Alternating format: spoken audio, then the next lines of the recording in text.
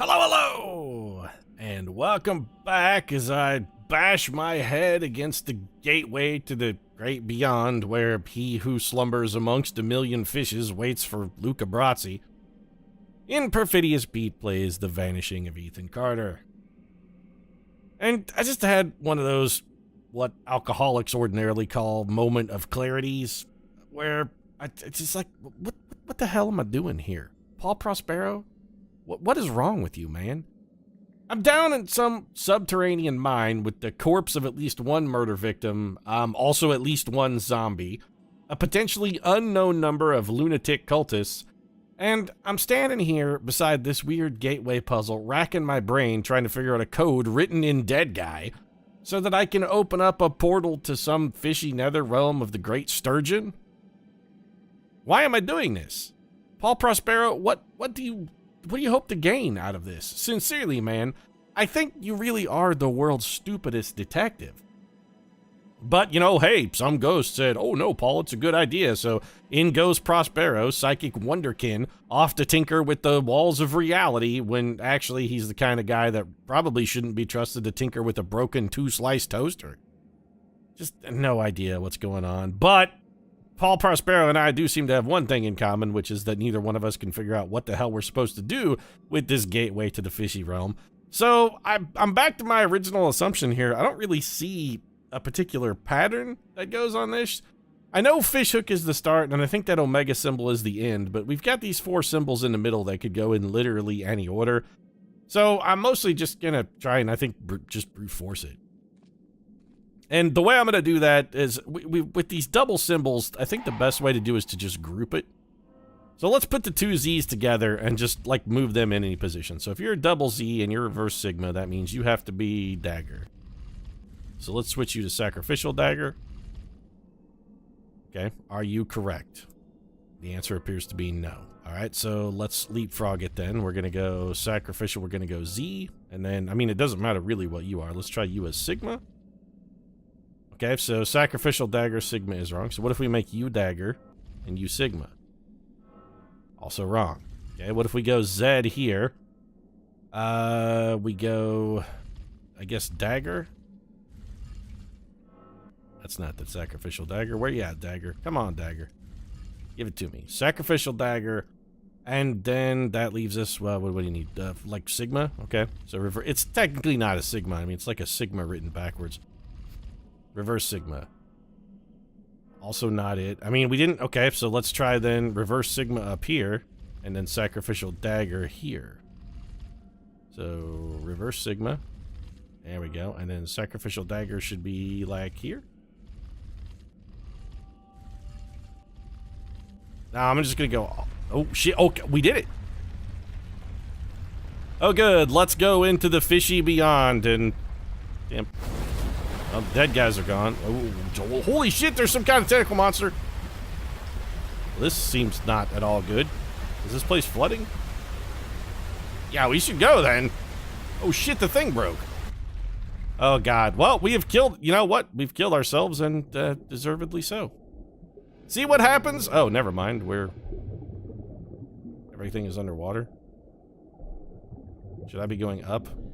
I actually can't go up. Alright, well, we have unleashed on Ukon Ramen, the Lord of the Nether Deeps, who's here to populate the world with his tentacular children. So, like, am I supposed to be doing something? Maybe avoiding the groping tentacles of Anath Ukon Ramen? Oh, we're just supposed to read a fucking note. You're kidding me. I get this horrific vision of that which lies beyond the pale, that which rolls across the ether, and all it is some another stupid note to read? The Curse of the Sea thing. Alright, well, let's just put this in actual readable text. The Enochian Necronomicon. The iron ore miners had finally found it, but not all of them wanted to perform its ritual and disturb summon the sea thing Gnai. One miner realized the ritual would unleash Nai's flood upon this world, and so the miner had no choice but to stab the other with blade shards of magic Eltdown. Nai, in response, cursed the miner, who now wanders the mine, doomed to prevent others from summoning the sea thing and flooding the world forever. Oh, so he's one of the rare good zombies. Gotcha. And there's nothing written on the back. Ethan, Well, I told you to stay out. God damn it. Look, it's dangerous in here. I'll read your story later. Okay? And, please don't tell your mother I'm in here. All right? Okay. oh, God. This whole story was an allegory for when Ethan walked in on his brother jerking off. Ethan walked in on someone masturbating, and he was like, oh, look, he's summoning the sea thing from the horrid, wretched beyond. And he's just like, dude, I'm just rubbing one out. Could you get out of the closet here, Ethan? I asked you, like, several times to not come in here, brother. Could you please just, like, fucking beat it, would you? Scram, kid. And so suddenly this is now closed, and we have a bunch of what looks like undelivered priority mail flat rate boxes behind the... Okay. Well, I mean, I guess we can read these. Turns out we already read Curse of the Sea thing, so let's just put that one back. Anything else worth reading? Patent and Trademark Office. Anything on the back? No. Request for clarification. Dear Mr. Carter, the United States Patent and Trademark Office has received your January 27th, 1973 letter requesting further explanation as to why you recently submitted patent 527F2D was rejected by this office. As we explained in our previous letter, patent was rejected for infringing upon a previously existing patent.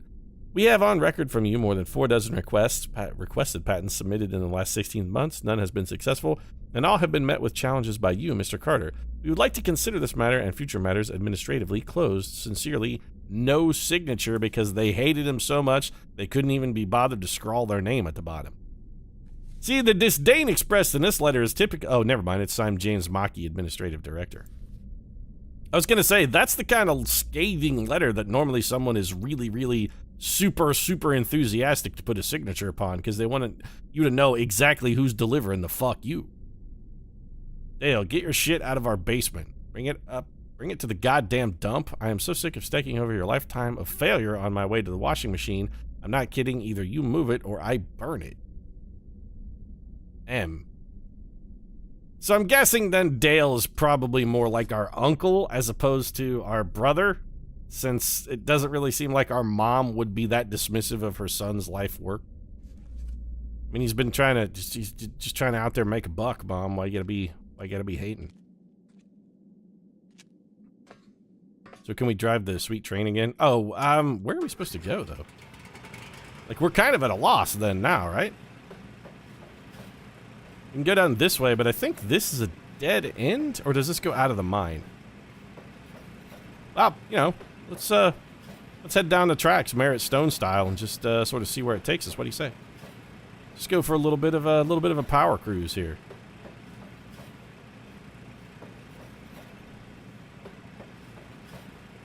Okay, well, this stops here. Well, guess I'll just shut that off then. Go ahead and bail out. We've been to the... Oh, right. Through the boiling caverns. Exactly. Okay, well. Nothing like a good soak for the old nutsack. Just a nice little dip in some scalding hot water. Oh, it's not actually boiling, son. It's just a basic chemical reaction. Really? What sort of chemical reaction causes this that doesn't also cause that water to boil, or alternatively, doesn't give off toxic fumes? Because either that water is boiling and this is steam, or I'm breathing in like raw chlorine gas here, and I'm going to come out and just barf up my own lungs in a minute. Either way, Dad, not the healthiest thing for you to suggest your child to do. Be like, oh no, son, it's fine. Just a normal, harmless chemical reaction releasing toxic cyanide into the air. You know, as you walk through the cavern, the water's not boiling, but you damn sure better hold your breath, kid. Hydrogen cyanide, that shit'll fuck you right up.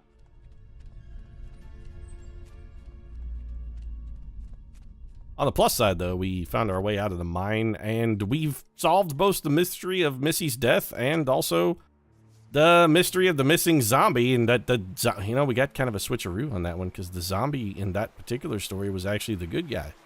He was trying to stop us from summoning some kind of horrible eldritch abomination, and we went ahead, gave him the finger, and summoned it anyway, because we're assholes.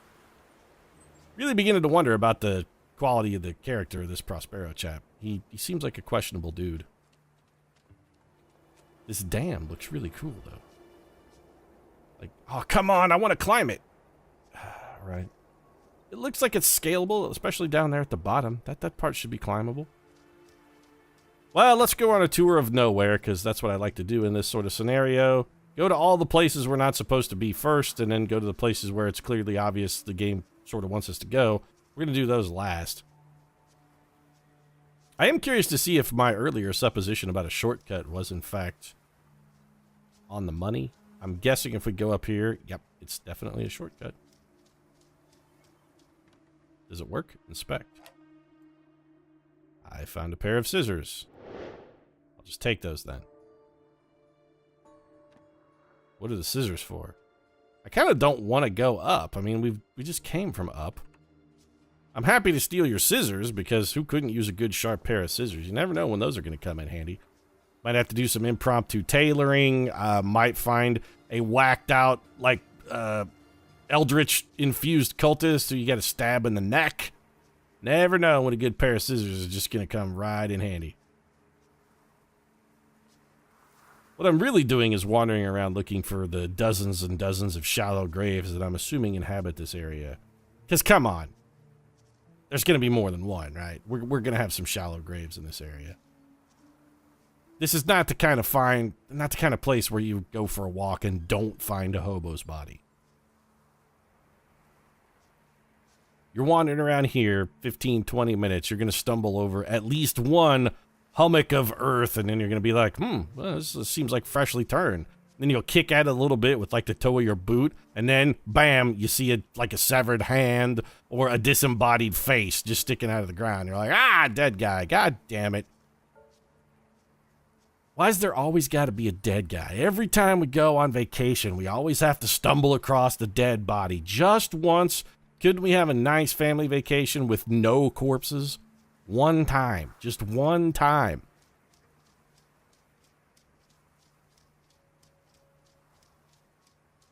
So we got several buildings here, but none of these seem to have like a way in.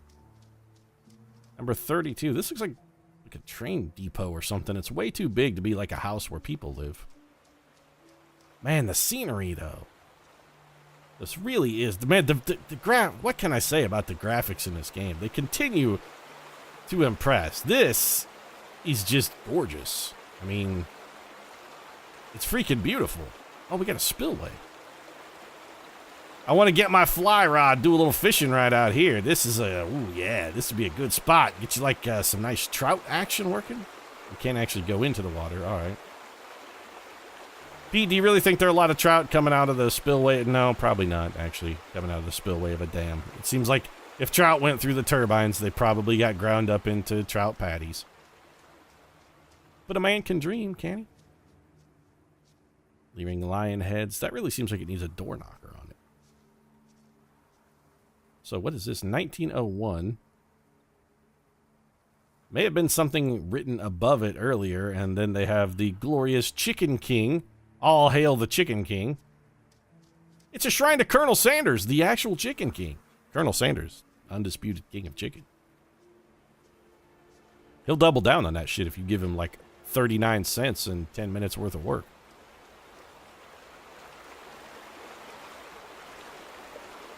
So there's the spillway. So this then is actually probably the power generating portion of the hydroelectric dam. Can we go in here? Of course we can. Or can we? Of course we can. Nope, it's locked. If we go around back, is there another way in? Nope, we can't even go around back. Oh, for the first time, the game invisible walled me. All you needed to do was put a tree or a rock or a thicker shrub or something there. You didn't have to go for the invisible wall. Here I've been praising you for your lack of invisible walls, and then you go and invisible wall me, bro. Well, there's definitely an interior to that space. We can tell it's like textured and modeled. How do we get over there? Maybe that's the mystery of this area, is just how to get inside of a building. We definitely can't cross because it won't let us walk in the water, which seems, you know, respectable. Like the game is like, no, don't drown yourself, you idiot. You're going to fall off of that spillway and die.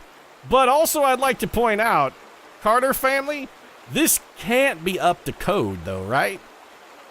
This cannot adhere to regulations for dam safety, where there's just, a giant open gap that you can, with stairs no less, leading down into it. No kind of safety railings, not even a fucking caution sign, nothing. This cannot be OSHA compliant. What about here? Well, we can definitely go in here because the door's open.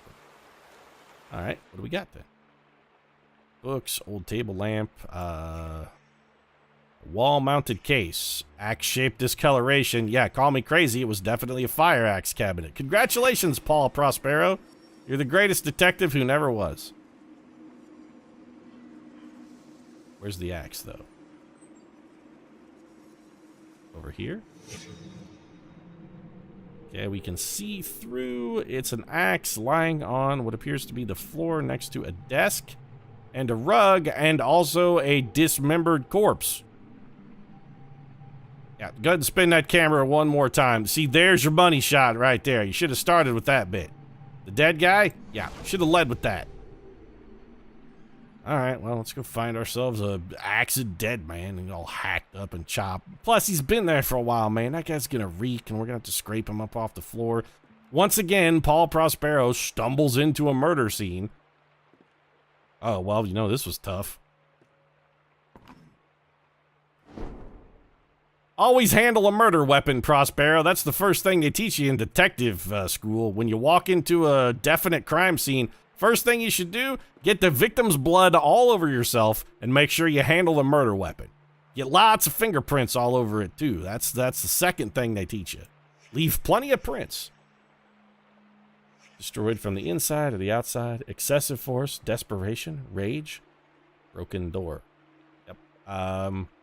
The door came this way, though, so it definitely got broken from the outside. Somebody was busting in on this one. What else have we got?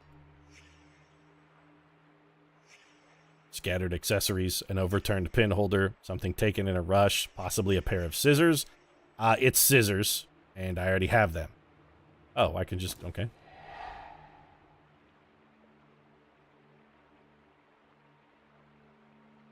So what did that do? I brought a murder weapon back to a crime scene, I guess? Because this guy didn't actually get killed with an axe. He got stabbed in the heart with scissors. The victim was cornered. Punctured throat. Probably stabbed in the neck with scissors. No signs of a struggle, no footprints in the blood. Well, let's just touch him.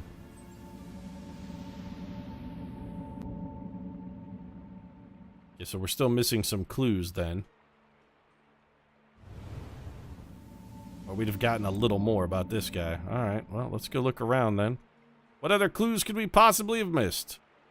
Broken door, fire axe. Oh, we probably need to put the fire axe back where it belongs. Yeah, because we're all about reconstructing. There you go.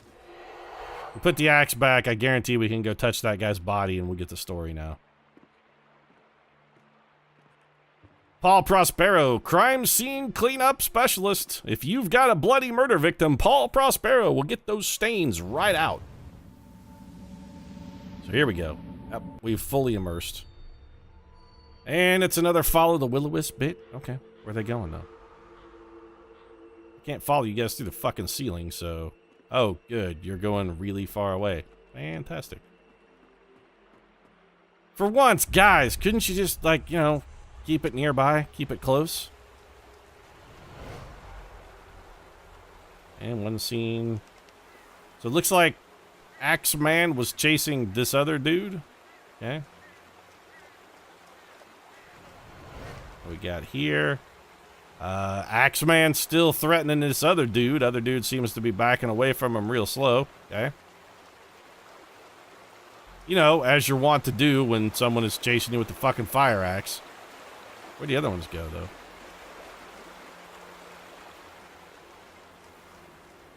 This area is freaking enormous. And these... Oh, we should go over by where we found the scissors, because one of the will-o-wisps will definitely be over there. That's where the throat puncture is going to happen. It's like up in this direction, I think. What does that sound, though? I don't think that bird's all right. It's flapping and fluttering around like it's either got like a busted wing or the world's worst case of mange. Something. That bird is not healthy. Where did we find those scissors? Like up here, wasn't it? Nope, clearly it wasn't up here. Alright, well, son of a bitch, now I gotta go touch the dead guy again. Where were those scissors? Were they were back here? Let's go pay more attention to where the will-o-wisps go this time. Where the will-o-wisps go sounds like a Disney movie. Where the will-o-wisps go. Coming this fall from Disney theaters. Narrated by Morgan Freeman. That's right, I'm Morgan Freeman, and I will be taking you on this journey of the will-o'-the-wisps. Have you ever wondered where the will-o'-the-wisps go? This time, Morgan Freeman will take you home. All right, so yep, there's the man getting stabbed in the neck with the scissors, okay? Oh, well, alright then. There's the man, sees him coming, okay? How did we run past those will-o'-the-wisps initially? But we're still missing one. So long and the short of it is this dude's getting chased with an axe. I mean, we've gathered that much. We got it. We're still missing one chunk, though, because it won't let us chronologicalize these. So we got to find the other piece. But, I mean, the story definitely ends up here, though, right? You get stabbed in the neck, stabbed in the neck. I mean, yeah. This is pretty much it. Oh, he grabbed the scissors to try and defend himself.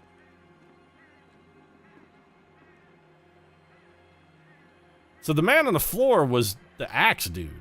So the axe dude got jabbed in the neck? So then the scissors, I mean, the scissors got over here somehow, though, right? We gotta go find the place where the scissors were. Where the hell did we find those scissors?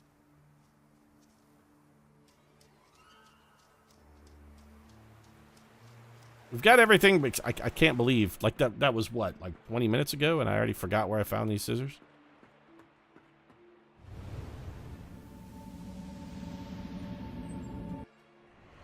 Gotta go back to Ghost World. We keep falling out of Ghost World, too. Hey, Ghost World, could you get your shit together and, like, give me a warning when I'm getting to your edge or something so I don't actually wander out of you? Where were those scissors? They were, like, over here, right?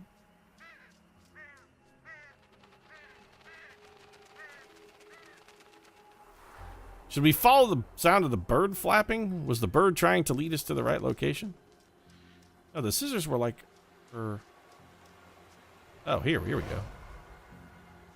Got it. So this guy came out. All right, let's tag it. So this is definitely one. He came out. This guy was waiting with an axe. How he didn't get the kill, I honestly don't know. I mean, this one's pretty straightforward. See him running around down here. Guy's still chasing him with an axe, so you're going to be 2. Comes in here. It's going to be 3. Knocked him down. He had a little bit of a fall. They tumble. A scuffle ensues.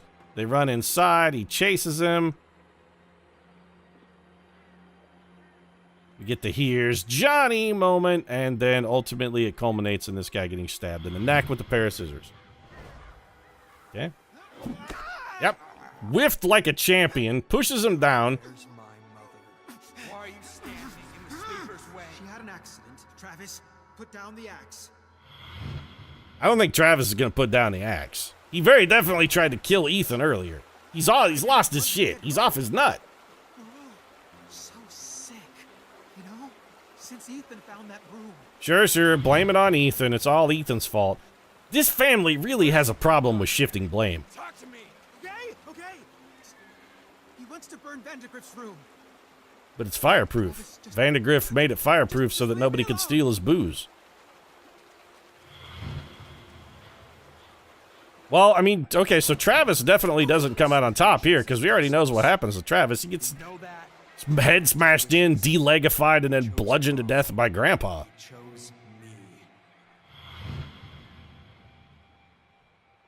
Son, I don't want to hurt you. You think scissors are gonna save you? Probably not, since they wound up in Dale's neck. Oh, he's gonna kill himself. All right.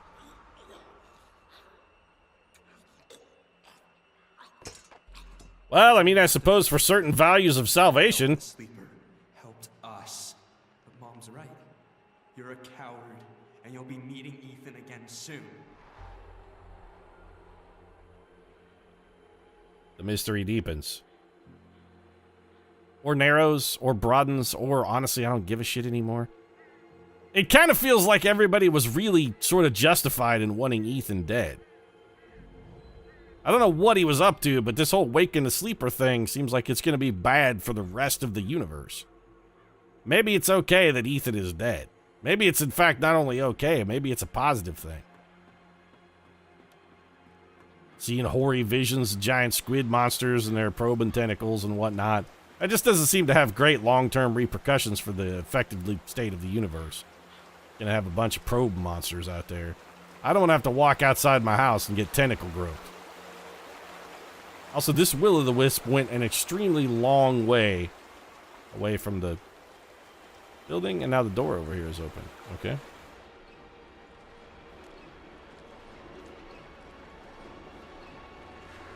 Well, let's do a bit of a wander, as we're wont to do. Anything over here? Nope. Anything upstairs? Also no.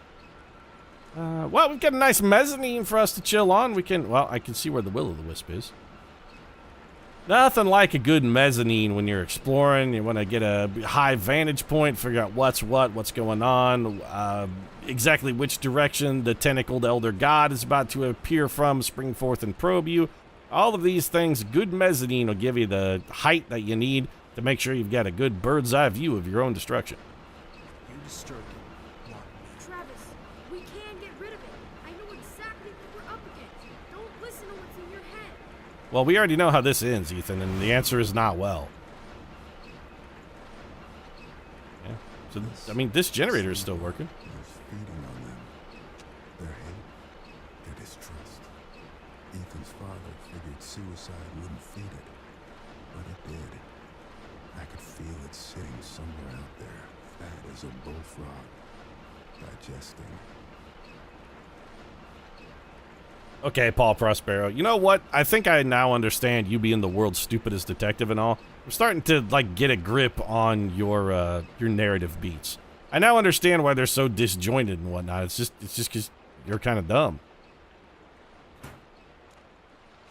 He's thinking about catching bullfrogs. We just saw a grisly scene of another family-on-family violence moment, and what is he thinking about?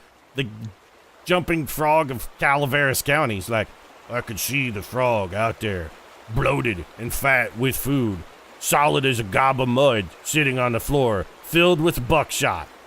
That huckster, he took advantage of us.